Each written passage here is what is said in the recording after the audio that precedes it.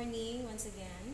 So this time, it's factoring general trinomials. So when we say general trinomials, it is a trinomial and it's quadratic in nature.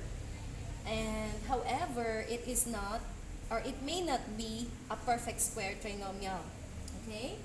But if you notice, this is not a perfect square. So from there, you can tell you cannot use the factoring perfect square trinomial method. So this is now the time where we employ the trial and error method. You're given very good steps in your book. You can follow that steps. It's very, very clear and very simple. And I will give you this time, however, another technique how to do it, okay, without going through that process of making tables and all. So we call this trial and error, right? So all you have to do first is identify or determine the factors of your first term. So the factors of your first terms are x and x, right? And then the factors of your 20, your last term, there are so many factors, right? You have 2 and 10. 2 times 10 will give you 20, right? 2 and 10, it will give you 20. So, or you can have 4 and 5, it will also give you 20. Okay? But consider the sign. All of these are positive, therefore your factors should all be positive. You don't consider the negative factors because your 20 is positive. And the middle sign here is also positive. Okay? So here, just ask yourself, what are the factors of 20 that when you add will give you 12?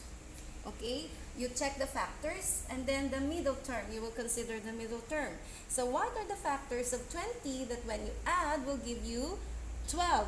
Obviously the factors are 2 and 10. 2 plus 10 will give you 12.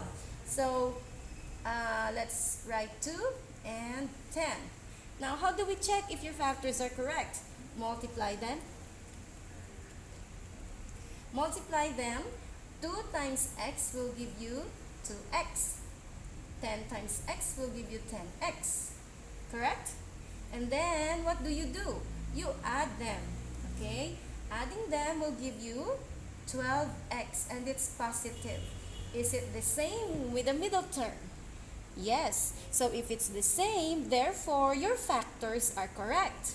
You don't have to go through this 4 and 5, test them. You don't have to go that. Because if you notice, 4 plus 5 will only give you 9. So here, your factors now are correct. So how do you pair them? We use this method, the cross-pairing method. Okay? Cross-pairing method. So x here plus 12 and x plus 10. Alright, so these are now the factors. If you want to check it, multiply them, it will give you this. Okay? If you can't understand, go through the video again.